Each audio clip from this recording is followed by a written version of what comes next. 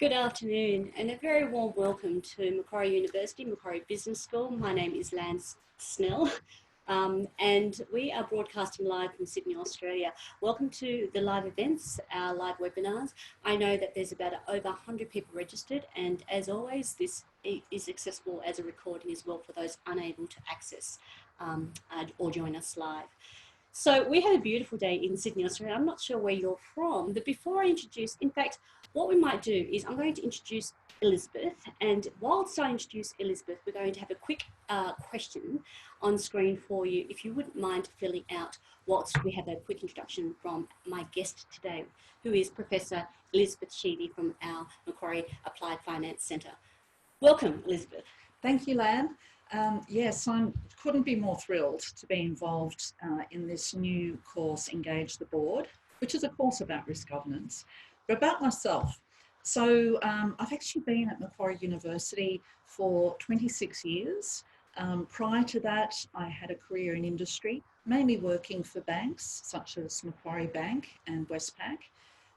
For me, engagement with the industry is really important. So even though I'm full-time here at the university, I work very hard to continue my ongoing engagement with the industry.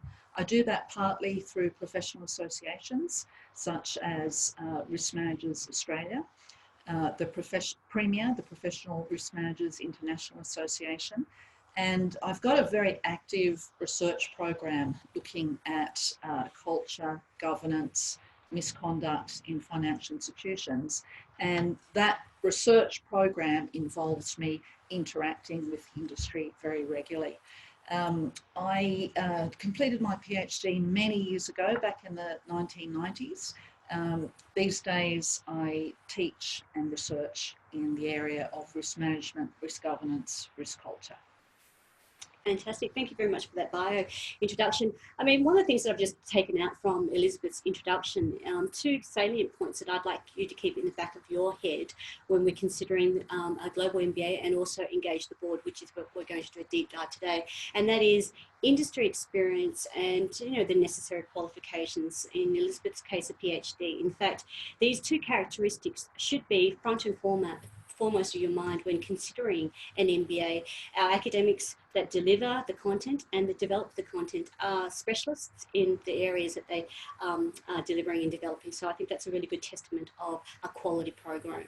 So thank you for responding to that brief question that we had up there about the demographics. It really does help us understand how to custom and tailor this webinar better. We can see that a number of people have responded, and if we could just bring up those results, Sarah, that would be great. I did notice that there are a number of people that are specialists in risk management and compliance here, so they're looking at, here we go, but the overall majority, I think, Elizabeth had, risk, compliance or assurance specialist.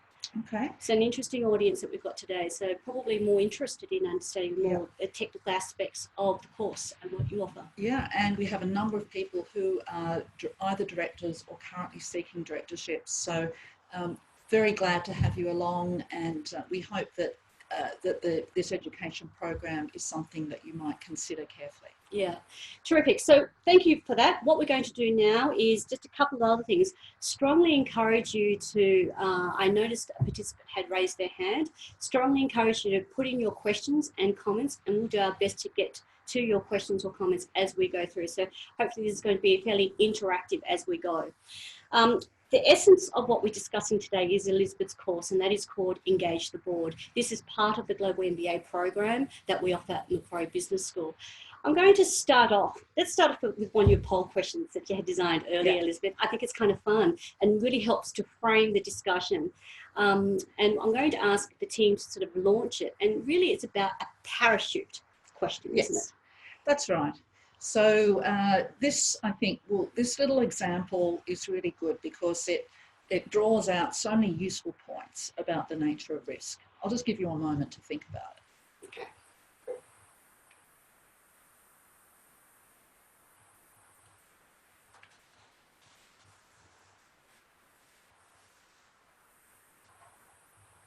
And some responses are coming in as we speak. Maybe we'll just repeat the question, and for just the purpose of sharing it with the broad audience, Elizabeth. But let's go. So imagine you're flying in an aeroplane at 2,000 metres when all engines fail. Horrors. Parachutes are available, and you are given the choice to jump with or without a parachute. I'm not asking you what you would do. The question is, which alternative is the most risky?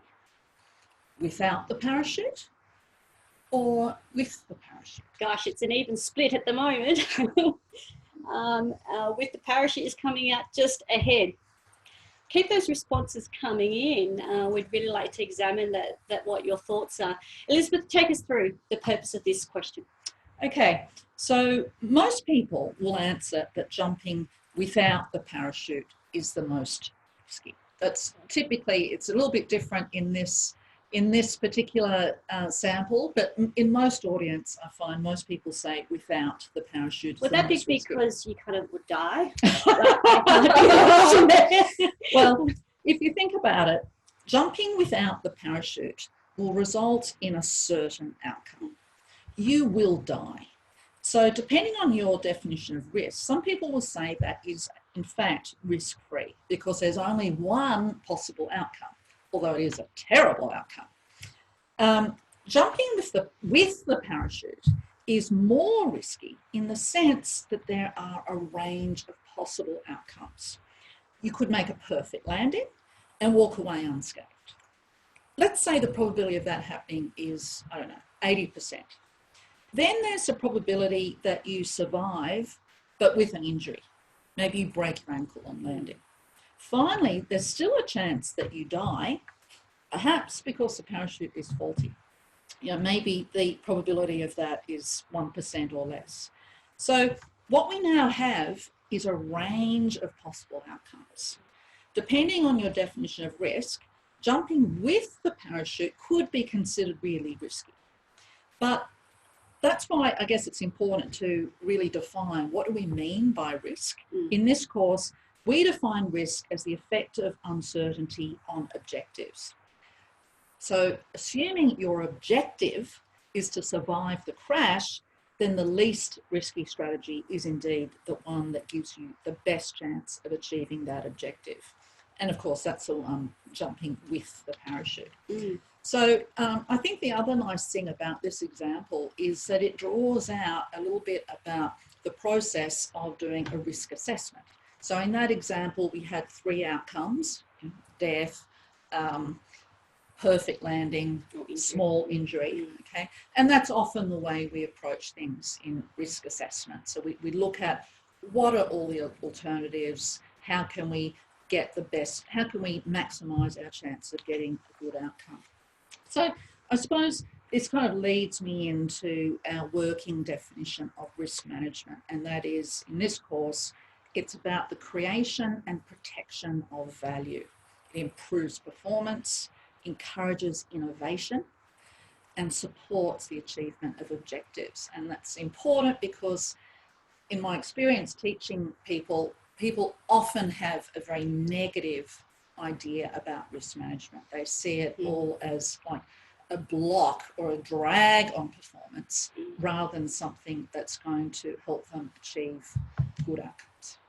I guess that is the overall prevailing public perception when you think about the terms risk management. I mean, usually those terms are associated with compliance, tick boxing, sort of due diligence things, which is kind of boring and kind of different to what you're suggesting. And Elizabeth, what you just picked up upon is that you have reconceptualized or are conceptualizing risk in your course, not from a compliance-driven perspective, but in fact a performance enabler.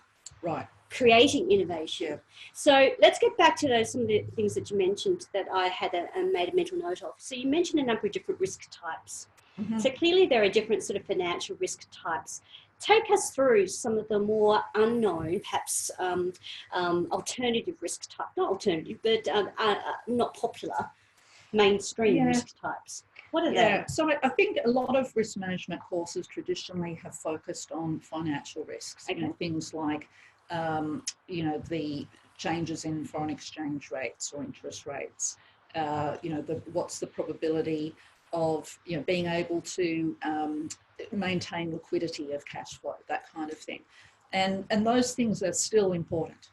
But one of the big challenges of risk governance in recent years is that we've come to understand that very often it's the non-financial risks that can be disastrous.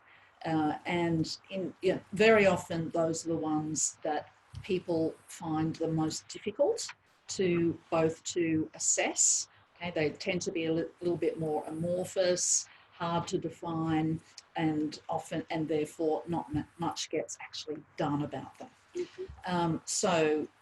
That would include everything from the risk of a cyber attack. It could be something like process risk, human error. It could include things like the risk of workplace accidents, problems in terms of bullying in the workplace, and then what's been very topical in Australia the last few years, the issue of misconduct towards customers and the consequential reputational damage to many organisations. Financial institutions have been particularly in the news, but I don't see it as being limited to financial institutions by any means. So what we're trying to do in Engage the Board is to have a balanced approach. Yes, we are talking about financial risks, but we're also emphasising those non-financial risks that seem to be so problematic. Okay, yeah. So just capping on those non-financial risks, I mean, behavioural or biases as part of those non-financial risks, cultural risks. Is there a risk registry? And then also, if there is a risk registry or type, are there associated frameworks in how we diagnose and or prevent those risks? So in this course, we'll be consistent with best practice, international standards, ISO 31000, in that we'll be laying out a risk management framework that is applicable to all risk types and all types of organisations. So the basic framework is the same, but I guess the actual how it plays out in practice, obviously slightly different depending on the risk type. But we'll be looking at we'll be going through a number of examples in detail. I think that's one of the things I'm really excited about the course is that it creates the opportunity for quite an in-depth treatment of risk governance. This course, while it is part of the Global MBA, you can take it as a micro-credential. You can choose just to do this one unit. As a single unit, yeah. As a single unit. Not everybody wants to do the entire MBA program. You can do just this unit. And it is being offered two different ways. One as an open course, which is a little bit lighter, less content. There you'll be doing about 35 hours of work spread over a 6-week period. The alternative is to do the degree level course, and that's going to be 75 hours of work spread over 6 weeks. So having all of that time gives us the opportunity to get into quite a lot of detail. There's going to be video lessons, there's going to be readings, there's going to be learning activities that help you actually start using the concepts. And we know that's the best way that adult learners learn, by actually using the concepts, not just watching the video. No, actually, the application. In fact, it's a fantastic. The timing is great because we do have a question coming in from Kate. Thank you very much, Kate, for submitting that question. And Kate's question is simply, how can we learn more about how to enrol in your course, Engage the Board, as a single unit? Well, there's a number of ways that people can do this. And so you can go to our website and have a look under the program tab. And each course in the Global MBA is detailed there. There's a hyperlink under Read More, and you can access the open link. Now, that is yet to go live, though. The go live date is at... Yes, so Engage the Board is going to be live on Coursera starting from the 5th of August. 5th of August, okay. Yeah. Yeah. So if you would like, if you're keen to know more now, is there an email address that we can give people? Perhaps we can put up an email address that people, so that we can give people a detailed topic by topic coverage of what's involved. Yeah, we definitely will do that. But I guess for the sake of this broadcast and also for people picking up the recording, let's go through what that 6-week program looks like. Would that be okay, Elizabeth, so that people understand so the breadth of coverage and also the depth of coverage? You mentioned earlier that although the course deals with a lot of non-financial risk, that doesn't mean to say that we skate over traditional financial risk types. Indeed, that forms the foundation of the unit, right? Yep, that's right. So I guess we start by looking broadly at analysing governance structures for risk management. And so, there's some dealing with committee structures, codes of conduct, policies, but we really get into the nuts and bolts of organisational culture. I know this is a massive live issue, I believe, at the moment. Lots of boards are really struggling with the implementation of a risk culture. Indeed, in the finance industry, regulator APRA has come out and said that lots of boards still don't understand what risk culture is and how to promote it.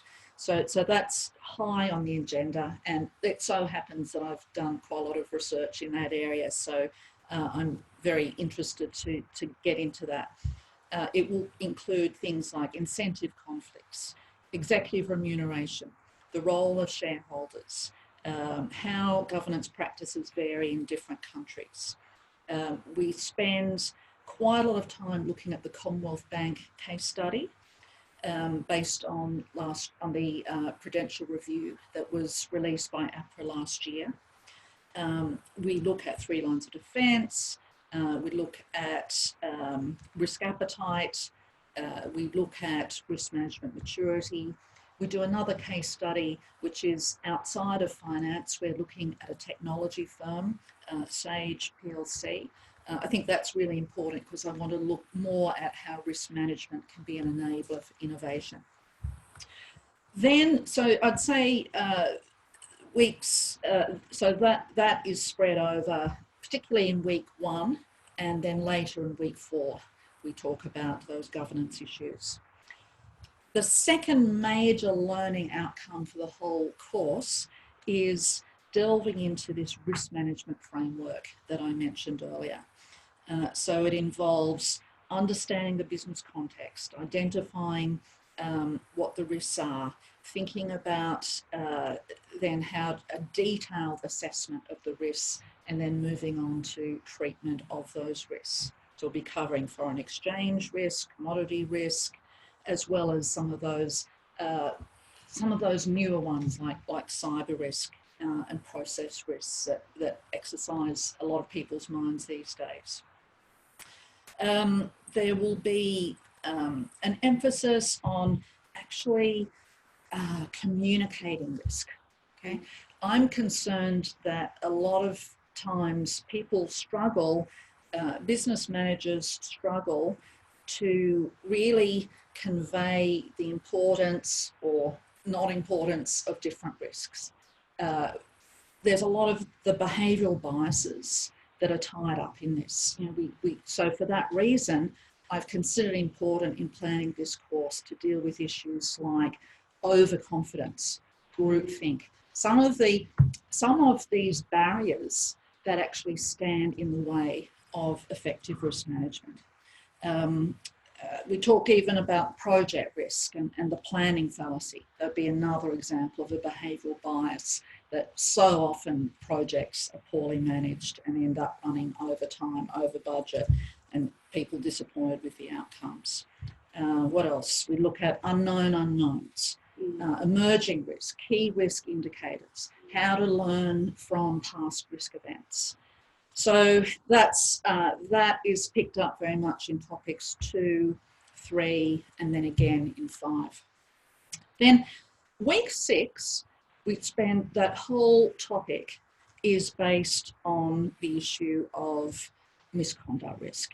Okay, just because it has become such a massive problem. And I'm really proud that we're taking that misconduct risk head on, because it can be so devastating both for customers and other external stakeholders. So let me give you a feel of how we approach it. We look at personality. So to what extent is it a problem of bad apples? We also look at the workplace context, in other words, the bad barrels.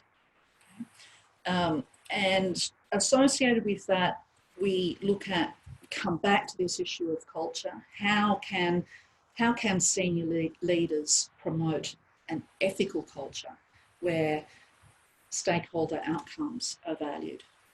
And that takes us into things like remuneration systems, which what we've seen from the recent Royal Commission here in Australia, the remuneration systems have been quite catastrophic in terms of producing bad outcomes. I don't know if you've come across the concept of moral disengagement. This is quite fascinating. These are cognitive mechanisms that allow people that are normally pretty moral to kind of switch off their usual moral standards and behave badly. So it's a lot of new research that's come out in the last few years looking at the role of moral disengagement in organisations that might be contributing to some of these misconduct issues.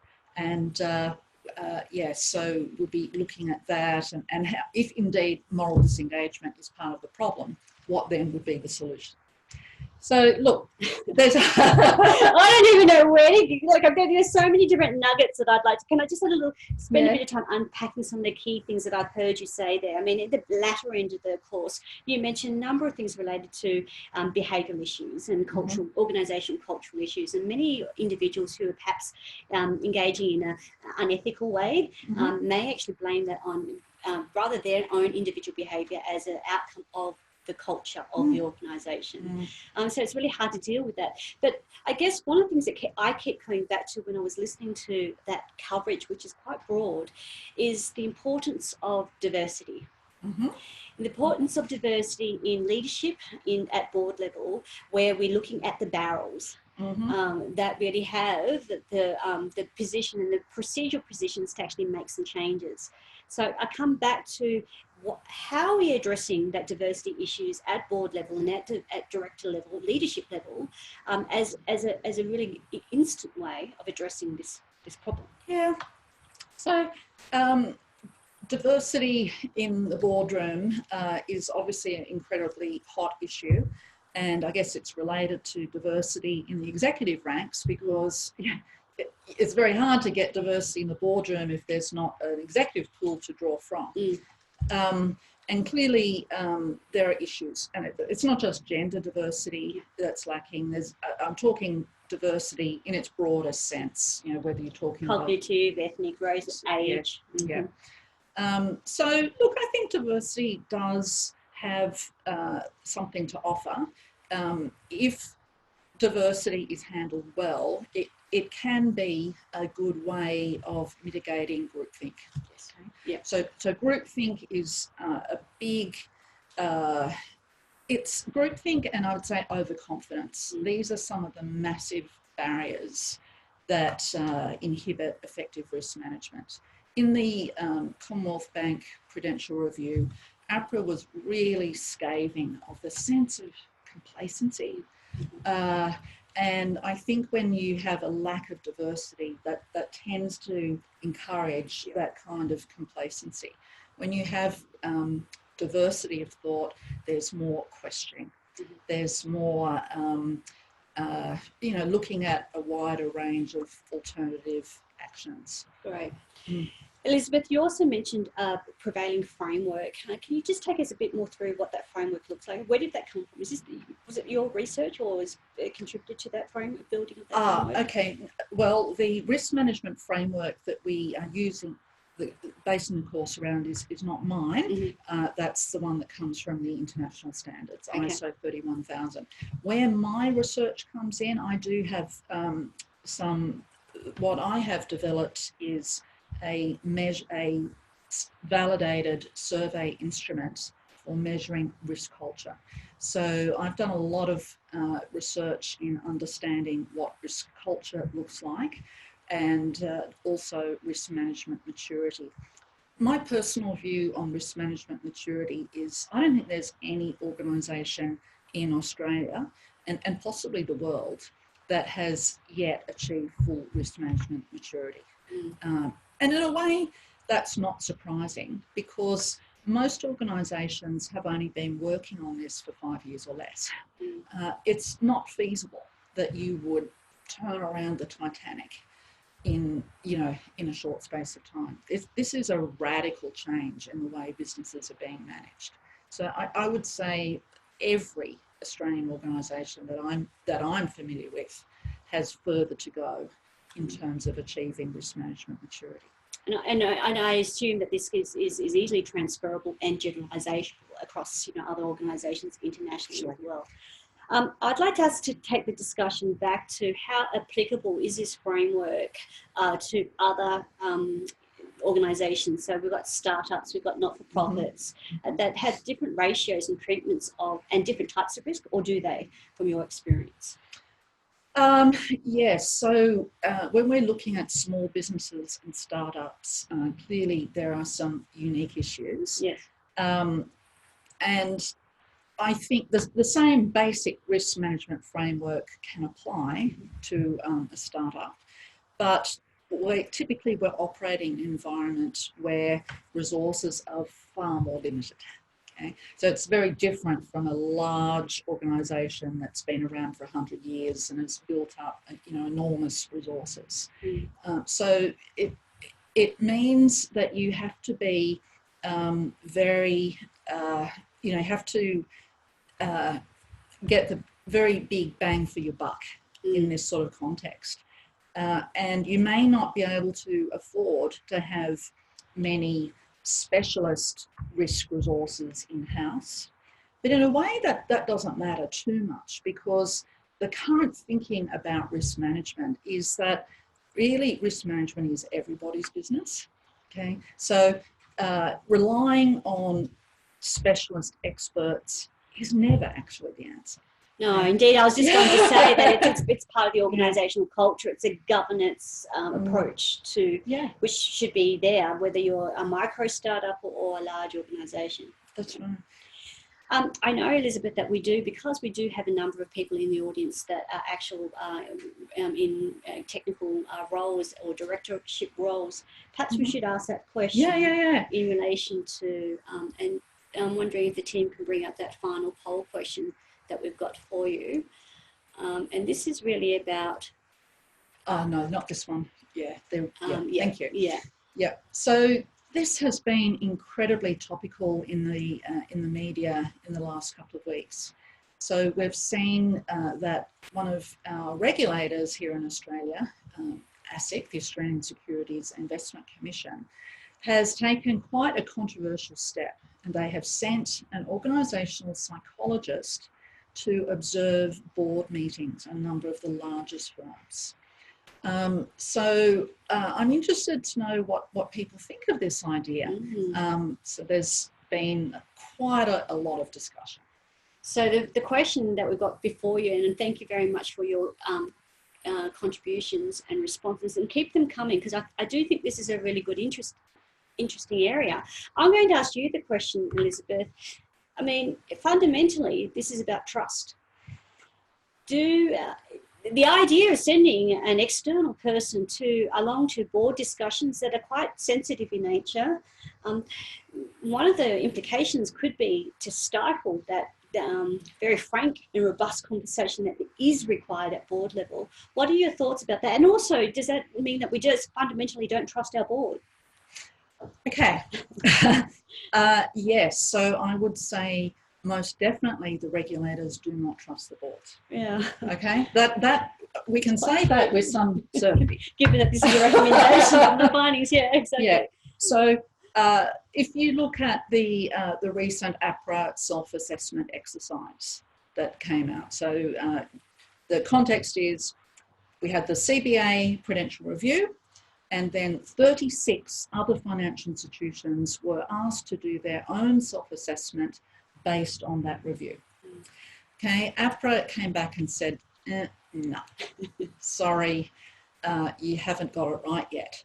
So they are not happy, and ASIC, I think, coming from the same perspective. So yes, we can all agree the regulators are not happy with the board. And so our audience agrees that's a good idea too. So therefore we can sort of broaden that idea out and say that no, we don't trust the board. It's mutual. So we're sharing the results now. So we've got the majority thinking that it's a good idea, about a healthy number, 22% thinking it's a bad idea. So let's tease this out a little bit. So you raised the concern, Lan, that perhaps, it's going to actually inhibit the board. I could do, yeah. Okay. Having an external party come in, because, if we just consider some of the very commercially in confidence discussions, and also maybe that would actually mitigate some of the behaviours, that could be a good thing as well, right? In fact, doing her job. Just by being there. I mean, if we take the analogy, Elizabeth, I guess I'm approaching this from a layperson. I'm a marketing academic, so this is all new ground to me. So I'll be reliant on your expertise on this one. But the analogy that comes to my head when I think about this is even just when drink driving practices, in terms of that, just that police presence there is enough to moderate behaviour in a good way. So in the same analogy, you kind of extend this about that mere presence of an external organisation psychologist being on the board could also moderate behaviour in a good way. Yes, I think that's true. But you can predict that when the psychologist is present, the directors will be on their best behaviour. So she might not necessarily get a fair representation of how the board always operates. That doesn't necessarily matter. I guess where I see this potentially having a benefit is that she can give them constructive feedback about their board interactions. Obviously, she's going to have to respect confidentiality. She's going to have to sign all sorts of NDAs. Non-disclosure agreements. So we have to assume the psychologist is ethical in the way she goes about her work. But she's a registered psychologist, so if she was found to be unethical, she could be struck off. So I think she's operating under her own professional constraints. So I think that she can potentially observe boards and give them useful feedback. And look, if there are directors there that are really negative about her presence, then obviously it won't be effective. What's the old joke? How many psychologists does it take to change a light globe? Only one, but the light globe's got to really want to change. Well, the same is true here, right? If boards are fundamentally resistant to change, they won't change. But I actually think most directors are quite open to receiving constructive feedback and doing, being their best selves, if you will. And so if directors go into it with that positive approach, then I think that it can potentially be beneficial. Probably my main criticism of this program is just that I think there's a real shortage of people like Elizabeth Azadon who have this expertise. We probably need 20 of her, not just one. That would be my concern. But we also have to consider the incentives of psychologists coming in. So look, it is a really complex issue. But I suppose in having this little discussion, what we're trying to do is illustrate to you the kind of thing that we might be discussing in the Global MBA, in this course, Engage the Board, if you choose to do it either as a micro-credential or as part of the overall Global MBA.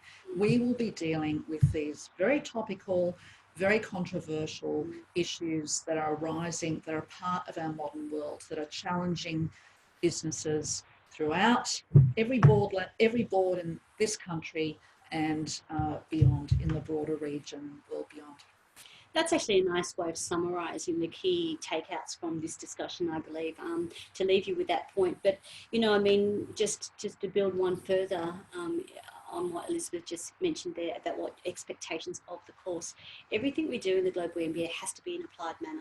So what you can take out is a real understanding of where your organisation is situated right now in terms of their risk appetite, in terms of their risk maturity. I mean, we've just seen from that example of that deployment of all psychologists as part of the Royal Commission findings that perhaps the risk maturity of most large organisations is quite low. Indeed, the trust maturity is quite low. So these are sort of actions to mitigate that, and I think that's a good thing in terms of good governance. Are there any outstanding questions that we've not addressed there? I think we've covered them all actually during our course coverage. So thank you very much, Elizabeth. It was my pleasure, Lan. Joining us today, and thank you for joining us today in this webinar, and we'll catch you next time. Good afternoon.